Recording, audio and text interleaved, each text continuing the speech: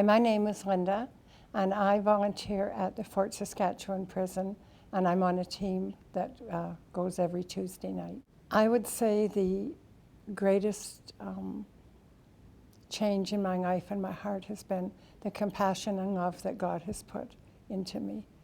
God's love, when it seems to fill your heart, you can't help but overflow for the love of others. I think also what keeps me going is the love that I see that Christ has put into each of the girls, and the change in their hearts, and the love that they are just absolutely, they soak in every time. I'm overwhelmed how I've come to know the grace of God. I've come to know the grace of God. I've been able to overcome obstacles in my life when I see ladies at the prison and what they overcome. It has definitely allowed me to know that I can be an overcomer through the power of the grace of God. Every night that we are at the facility, we give the girls a chance to receive Christ as Savior. One lady was sobbing and she received Christ, and after our prayer she stood there, she threw her arms in the air and sobbed and said, "My shame is finally gone." So they're hungry. They're looking for something that the facility can't offer them. It is the love that changes the hearts of these women, the love of Christ. One of the chaplains at the Fort Saskatchewan prison, we asked her a long time ago, do we make a difference? Because many times you don't think you do.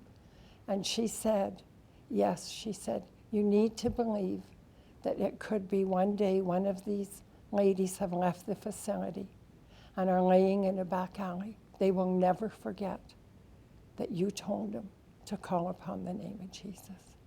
So that to me is worth every bit, to know that one day we will see them. And I think the final thing that we can always leave them with once they've received Christ, that mercy and goodness will follow them all the days of their lives, and they will dwell in the house of the Lord forever. Many of these ladies I find in the facility, what the ministry is doing is bringing reconciliation and confirmation to them that they have not, even though they've wandered from the fold, that you know what, God restores and redeems, and they need to know that that is not the God who saves them and loves them and has built a home for eternity for them. So many of them are able to return to their faith, believing that they have been totally forgiven. And that, to me, is one of the greatest gifts that we can give the ladies, the gift to know the power and the grace and the love and forgiveness of Jesus.